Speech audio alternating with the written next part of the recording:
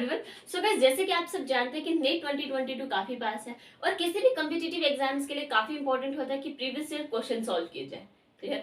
और इसीलिए एक नई सीरीज स्टार्ट करने जा रहे हैं जिसका नाम है प्रीवियस ईयर क्वेश्चन सीरीज, जिसमें हम सबसे पहले बात करेंगे अमाइंस के प्रीवियस ईयर क्वेश्चंस की। क्लियर। तो स्टार्ट करते हैं सबसे पहले क्वेश्चन नंबर 1 से। ये कहता है कि identify the compound that will react with Hinsberg's reagent to give solid which dissolve in alkali. Clear. आपको ये 4 कंपाउंड दिए गए हैं। इन कंपाउंड्स में आपको आइडेंटिफाई करना है कि कौन सा हिल्सबर्ग रिएजेंट के साथ रिएक्ट करके अल्कली में डिसॉल्व हो सकता है। ठीक है। सबसे पहली बात, हिल्सबर्ग रिएजेंट क्या होता है। ठीक है। अगर हम हिल्सबर्ग रिएजेंट की बात करें तो ये होता है कुछ इस तरह से। ठीक है। जिसको हम बेंजीन सल्फोनाइल क्लोराइड के नाम से भी जानते हैं। ठीक है। इसकी रिएक्शन जब हम करवाते हैं किसके साथ, प्राइमरी अमीन के साथ। किसके साथ, प्राइमरी अमीन के साथ जब हम इसकी रिएक्शन करवाते हैं तो यहाँ से फॉर्मेशन होती है एक नए कंपाउंड की। और यहाँ पर क्या बनता है कुछ इस तरह से। देखो NC2H5 और नाइट्रोजन के साथ है एक हाइड्रोजन।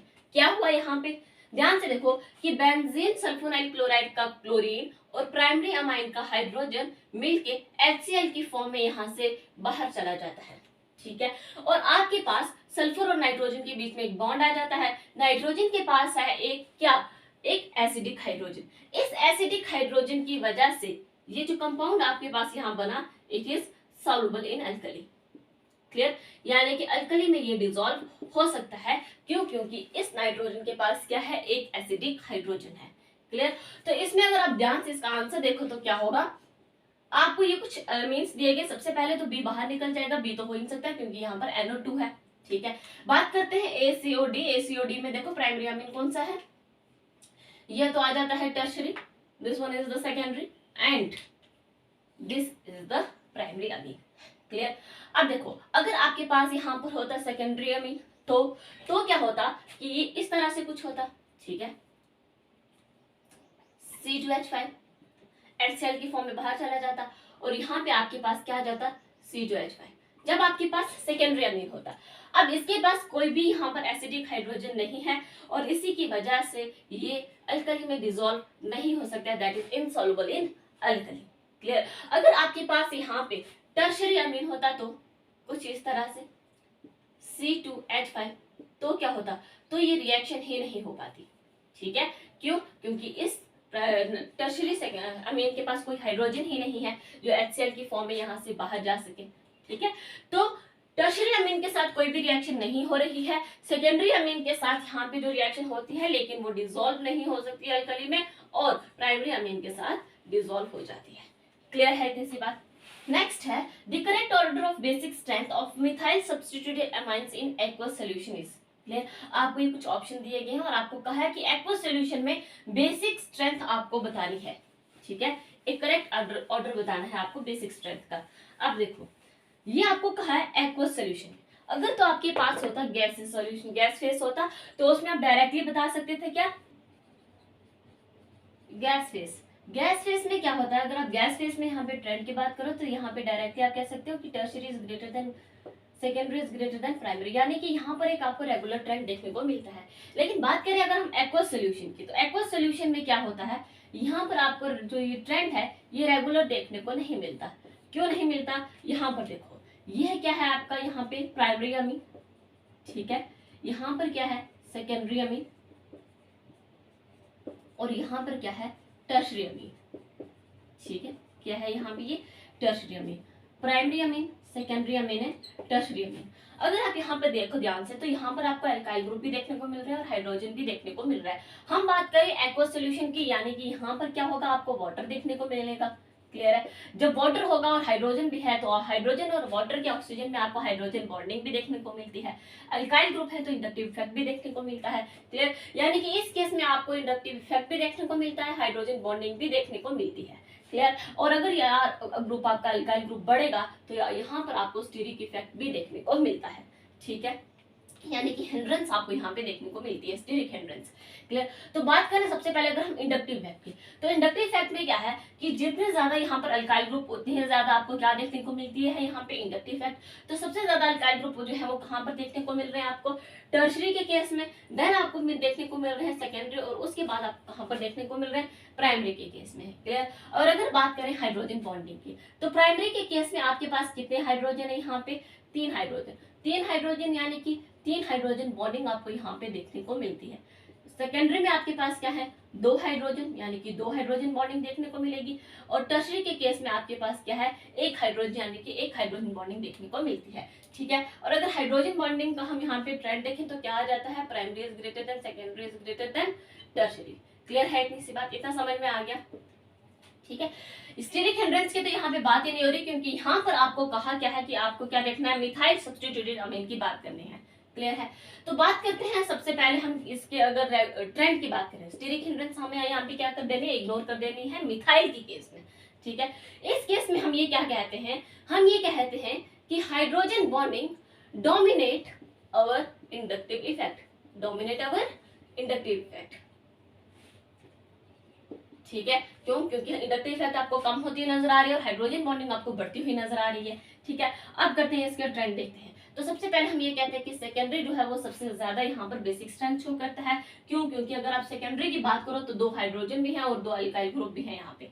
ठीक है। यानी कि यहाँ पर जितनी आपको हाइड्रोजन बॉन्डिंग देखने को मिलती है उतनी ही आपको इंडक्टिव इफेक्ट भी देखने को मिल रही है। क्लियर। नेक्स्ट हमने कहा hydrogen bonding dominate over inductive effect, यानी कि यहाँ पे ऑर्डर क्या बनेगा, primary is greater than tertiary. Clear है इतनी सी बात। आप देख भी सकते हैं कि प्राइमरी के केस में आपको 3 हाइड्रोजन बॉन्डिंग और 1 इंडक्टिव इफेक्ट देखने को मिल रहा है, जबकि टर्शरी की बात करें तो 3 यहाँ पे इंडक्टिव इफेक्ट और 1 हाइड्रोजन बॉन्डिंग देखने को मिल रही है। क्लियर है इतनी सी बात। इसलिए टर्शरी जो है सबसे कम, उससे ज्यादा प्राइमरी और सबसे ज्यादा सेकेंडरी। अगर हम यहाँ पर ध्यान देखें ऑप्शंस में, सेकेंडरी, प्राइमरी, देन टर्शरी, तो बी पार्ट। क्लियर है इतनी सी बात। और अगर आपसे ये कहा गया होता कि मिथाइल सब्स्टिट्यूटेड अमीन के बजाय आपके पास होता इथाइल सब्स्टिट्यूटेड अमीन, तब क्या ऑर्डर बना था, तब ऑर्डर कुछ और तरीके से बना था। क्यों, क्योंकि अब आपके पास यहाँ पे अल्काइल ग्रुप CH3 से C2H5 बन गया, यानी कि अल्काइल ग्रुप बढ़ गया। तो स्टीरिक हिंड्रेंस भी हम यहाँ पे क्या करेंगे, ये ले रहे हम कब, इन केस ऑफ मिथाइल। ठीक है, इन केस ऑफ मिथाइल यानी कि CH3। ठीक है। नेक्स्ट हम एक और देख रहे हैं ट्रेंड, जहां पर हम ये बात करते हैं, ये कहते हैं कि इंडक्टिव इफेक्ट डोमिनेट अवर स्टीरिक इफेक्ट, डोमिनेट अवर। अब देखो ऐसा हमने क्यों कहा, पहले सुन लो। जैसे जैसे अल्काइल ग्रुप बढ़ते जाएंगे ना, यानी कि CH3 से C2H5 हो गया, या इससे मिथाइल से इथाइल, इथाइल से प्रोपाइल, प्रोपाइल से ब्यूटाइल, जैसे जैसे अल्काइल ग्रुप बढ़ेंगे तो आपको हाइड्रोजन बॉन्डिंग यहाँ पे नेग्लिजिबल नजर आएगी।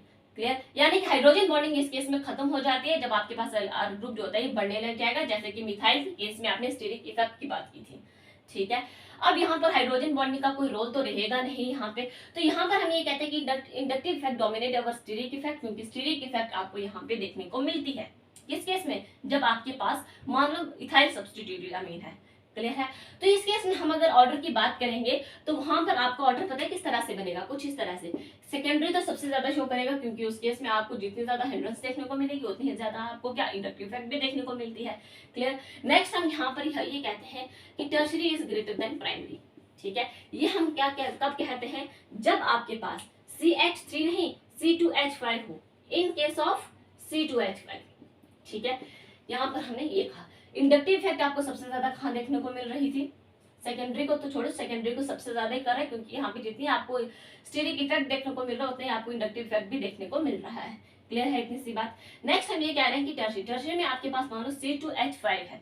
ठीक है। तो बहुत ज्यादा ही इंडक्टिव इफेक्ट दे रहा है। ठीक है। नेक्स्ट यहाँ पर आ जाता है प्राइमरी। ठीक है। यहाँ पर आपके पास 3 अल्काइल ग्रुप है और यहाँ पर क्या है, 1 अल्काइल ग्रुप है, इसलिए हमने कहा कि tertiary is greater than primary. Clear है इतनी सी बात। तो ये वाला ट्रेंड अगर आपको इथाइल सब्स्टिट्यूटेड अमीन का हो तो ये वाला ट्रेंड फॉलो क्या करना है, और अगर मिथाइल की बात की हो तो ये वाला ट्रेंड फॉलो करना है।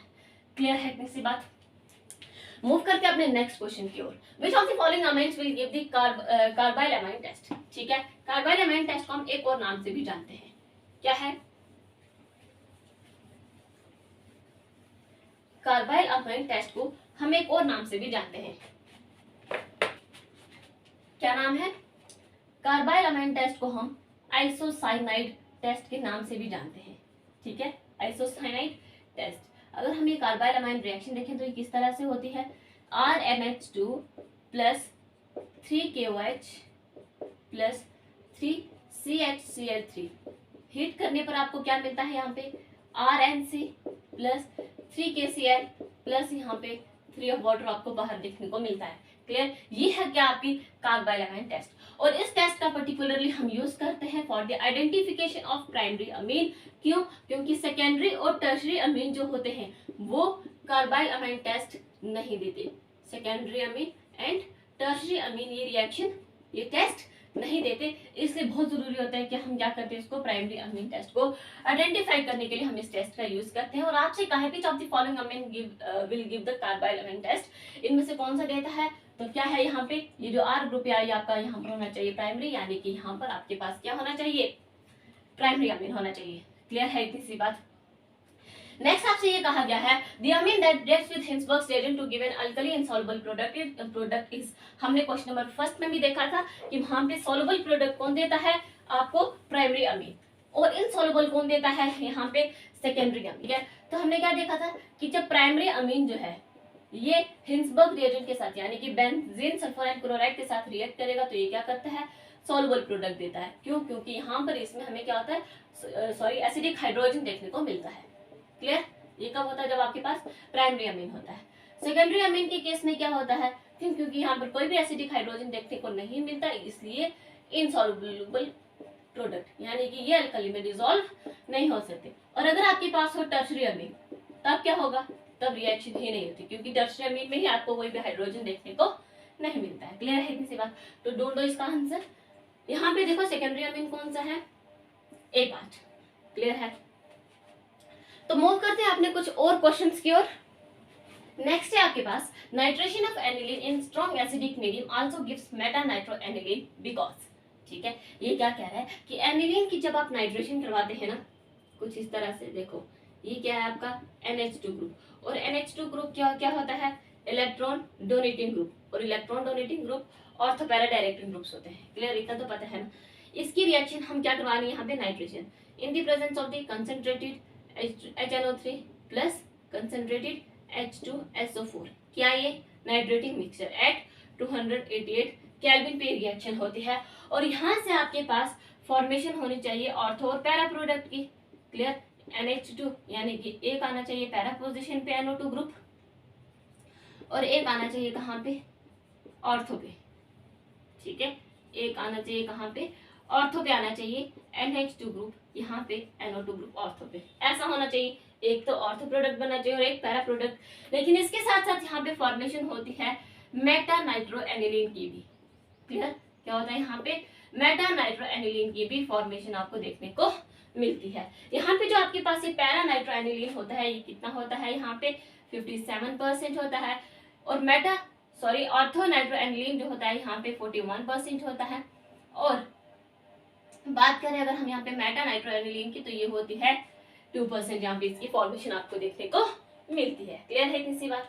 अब आपसे ये क्वेश्चन कहा गया है कि नाइट्रेशन जब हम एनिलीन की करवाते हैं in the presence of the strong acidic medium also gives meta nitro aniline. ये मेटा नाइट्रो एनिलीन की फॉर्मेशन यहाँ पे क्यों होती है, क्लियर है, तो ध्यान से देखो, जब आपके पास स्ट्रॉन्ग एसिडिक मीडियम होता है ना, तो ये एनिलीन जो होता है ये क्या करता है, एनिलीनियम आयन की फॉर्मेशन देता है।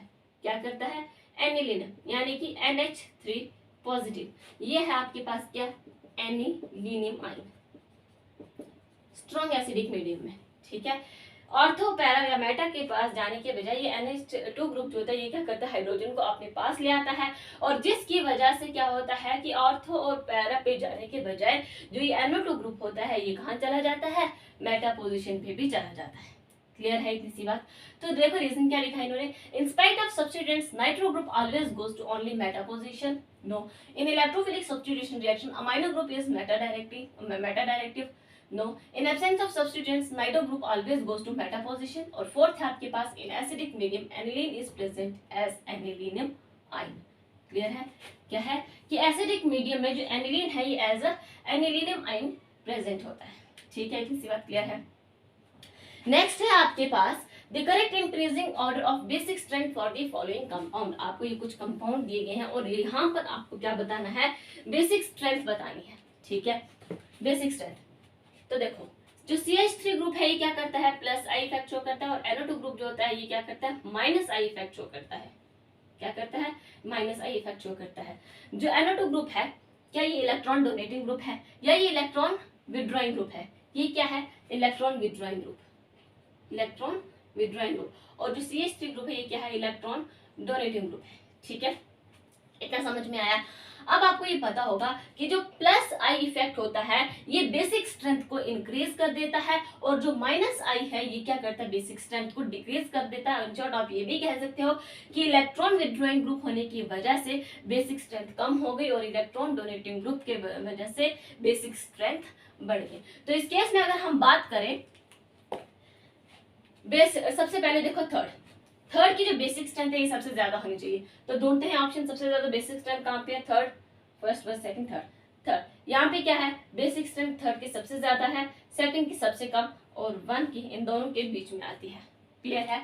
इलेक्ट्रॉन विड्रॉइंग ग्रुप यानी कि माइनस आई इफेक्ट जो होता है ये क्या करता है, बेसिक स्ट्रेंथ को कम कर देता है, यानी कि इसकी बेसिक स्ट्रेंथ सबसे कम होगी। इलेक्ट्रॉन डोनेटिंग ग्रुप यानी कि जो प्लस आई इफेक्ट जो करता है उसकी जो बेसिक स्ट्रेंथ है वो काफी ज्यादा होगी। क्लियर है, इतनी सी बात, यानी कि second, first and third. Clear. Next है आपके पास on hydrolysis of a compound two compounds are obtained. आपको ये कुछ कंपाउंड दिए गए हैं और आपसे ये कहा है कि इनसे हम किसी एक को हाइड्रोलाइसिस करवाते हैं किसी एक, और वहां से क्या होता है कि आपके पास दो कंपाउंड आपको देखने को मिलते हैं। Clear. One of which on treatment with sodium nitrite and hydrochloric acid gives a product which does not respond to iodoform test. एक में जिसके हम ट्रीटमेंट करवाएंगे, एक की सोडियम नाइट्राइड हाइड्रोक्लोरिक एसिड के साथ ट्रीट करवाने पर जो हमारे पास प्रोडक्ट बनेगा वो प्रोडक्ट आपको आइडोफॉर्म टेस्ट नहीं देगा। और जो सेकंड होगा वो क्या होगा, tolerance reagent of Fehling solution को रिड्यूस कर देगा। तो बताओ इनमें से वो कंपाउंड कौन सा है। क्लियर। तो सबसे पहले स्टार्ट करते हैं ए से, ठीक है, CH3 CH2 CH2 NC। इसके हम क्या करवा रहे हैं, हाइड्रोलिसिस, यानी कि एडिशन ऑफ वाटर, ठीक है, इन एसिडिक मीडियम। तो यहाँ से आपके पास जो प्रोडक्ट बनेगा वो क्या बनेगा, यहाँ से आपको दो प्रोडक्ट देखने को मिलेंगे। कौन कौन से, CH3 CH2 CH2 NH2, और इसी के साथ साथ प्लस HCOOH भी आपको देखने को मिलता है। क्लियर। सबसे पहली बात आपको पता होना कि जो ये HCOOH है ना, ये रिड्यूस कर देता है Tollens reagent of Fehling solution को। क्लियर। एक स्टेटमेंट तो हमारी यहाँ से सही होगी कि that second one reduces the Tollens reagent and Fehling solution. Clear है इतनी बात। यहाँ पर जो हाइड्रोलिसिस हो रही है वो NCP हो रही है, ठीक है, यानी कि addition of water in acidic medium. Clear.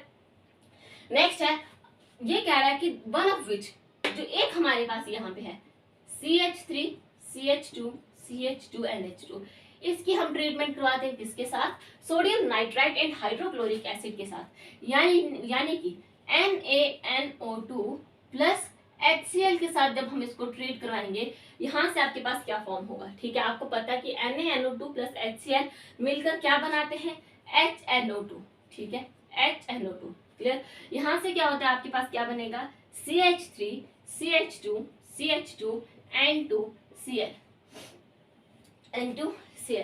आपको पता है कि ये काफी अनस्टेबल प्रोडक्ट है। अनस्टेबल प्रोडक्ट होने की वजह से हम इसकी रिएक्शन करवाते हैं फर्दर वाटर के साथ, और वाटर के साथ रिएक्शन करवाने पर यहाँ पर आपको क्या देखने को मिलता है, एल्कोहल देखने को मिलता है, ठीक है, क्या देखने को मिलते हैं, एल्कोहल। और ये जो एल्कोहल होते हैं ना, ये क्या करते हैं, आपके जो ये आइडोफॉर्म टेस्ट होते हैं उसको रिस्पॉन्ड नहीं करते। क्लियर। यानी कि यहाँ पे आपकी जो सेकंड वाली स्टेप है, product which does not respond to iodoform test, ये भी यहाँ पे हो रहा है, प्रूफ हो रहा है, ठीक है। तो इसीलिए हम कहते हैं यहाँ पे इसका आंसर क्या है, ए part, CH3 CH2 CH2 NC।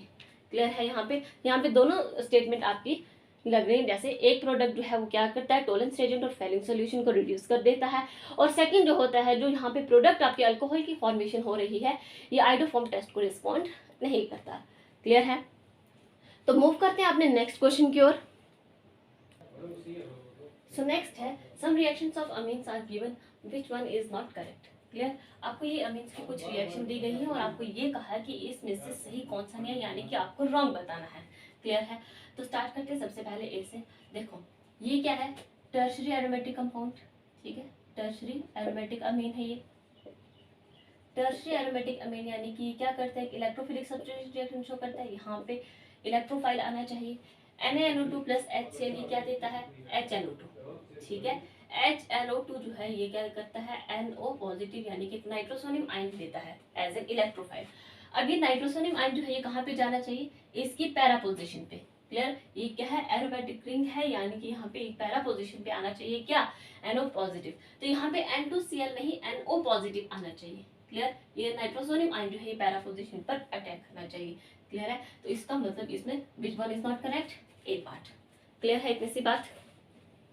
Next है inorganic compound C3H9 when treated with nitrous acid given alcohol. Clear, एक ऑर्गेनिक कंपाउंड है C3H9, जब हम इसको नाइट्रस एसिड के साथ ट्रीट करते हैं तो क्या देता है आपको, एक अल्कोहल देता है और N2 गैस वहां से इवॉल्व हो जाती है।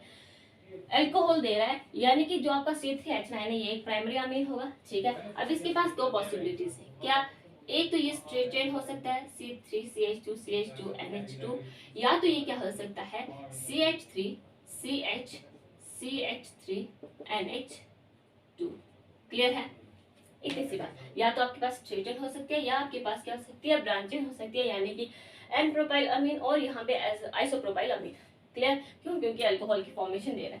नेक्स्ट है एन वार्मिंग विद CHCl3, जब हम इनमें से इन दोनों में से किसी एक को CHCl3 या एंड कॉस्टिक पोटैश यानी कि QH के साथ ट्रीट करेंगे और रिडक्शन करने पर हमारे पास आइसोप्रोपाइल मिथाइल अमीन की फॉर्मेशन होगी। ये क्या है कि आइसोप्रोपाइल मिथाइल अमीन की फॉर्मेशन होगी, तो एन प्रोपाइल अमीन तो हो ही नहीं सकता। क्लियर है, प्रिडिक्ट दिस स्ट्रक्चर ए, तो आपको बताना है कि ए स्ट्रक्चर कौन सा है, ठीक है। ये स्ट्रक्चर आ जाता है आपके पास ये वाला, ठीक है। यहाँ से तो आपको पता चल गया कि आपके पास क्या आ गया, ये वाला स्ट्रक्चर आ गया। एक बार हम इसको करके देख लेते हैं, ठीक है। क्या है हमारे पास, CH3 CH2 CH3, ठीक है, NH2, यही स्ट्रक्चर है हमारे पास। क्लियर, क्योंकि कार्बन की वैलेंसी भी पूरी होनी चाहिए ना, ठीक है। नेक्स्ट है, इसकी जब हम रिएक्शन करवाते हैं किसके साथ, CH3 के साथ करवाते हैं विद कॉस्टिक पोटैश यानी कि QH के साथ रिएक्शन करवाते हैं, तो QH के साथ रिएक्शन करवाने पर क्या बनता है, यहाँ से CH3CH3NC, ठीक है। यहाँ पे क्या हो जाता है, कार्बाइल अमाइन रिएक्शन यानी कि RNC की फॉर्मेशन हो जाती है। फर्दर जब हम इसकी रिडक्शन करवाते हैं, रिडक्शन करवाने पर हमारे पास क्या बनता है, CH3CH यानी कि यहाँ पर NH2NHCH3, ठीक है। क्या करवा रहे हैं हम, यहाँ पे रिडक्शन करवा रहे हैं। क्लियर, और ये बना आपका CH3, ठीक है। आइसोप्रोपाइल मिथाइल अमीन, ठीक है, आइसोप्रोपाइल मिथाइल अमीन। क्लियर, बन रहा है आपके पास ये वाला स्ट्रक्चर, ठीक है। ये तो आगे एक ये स्ट्रक्चर हो सकता है, ठीक है। साथ ही साथ हमें ये कह रहा है कि नाइट्रस एसिड के साथ जब हम इसी कंपाउंड को जब हम नाइट्रस एसिड के साथ रिएक्शन करवाएंगे यानी कि HNO2 के साथ, तो एक अल्कोहल देता है प्लस वहां से N2 गैस इवॉल्व हो रही है। इतना समझ में आ गया। इसी कंपाउंड को जब हम करेंगे किसके साथ, नाइट्रस एसिड के साथ, नाइट्रस एसिड के साथ करके देखते हैं HNO2। क्लियर है किसी बात, HNO2 के साथ करवा रहे हैं तो यहाँ से हमारे पास क्या बनता है, CH3 और यहाँ पे क्या बनता है हमारे पास N2Cl, और इसका पता काफी हमारा अनस्टेबल प्रोडक्ट होता है जिसको वाटर के साथ ट्रीट करने पर हमारे पास क्या बनता है, अल्कोहल प्लस यहाँ से क्या होता है, N2 गैस यहाँ से क्या हो जाती है, इवॉल्व हो जाती है। क्लियर है इतनी सी बात। तो ये वाला स्ट्रक्चर हमारा बिल्कुल सही है, ठीक है। इतना समझ में आया, क्लियर है। नेक्स्ट है the correct statement regarding the basicity of aryl amine is, ठीक है। अराइल अमाइन का स्ट्रक्चर कैसा होता है, देखो बेंजीन रिंग के ऊपर क्या है, NH2, ठीक है, ये हमारा अराइल अमाइन।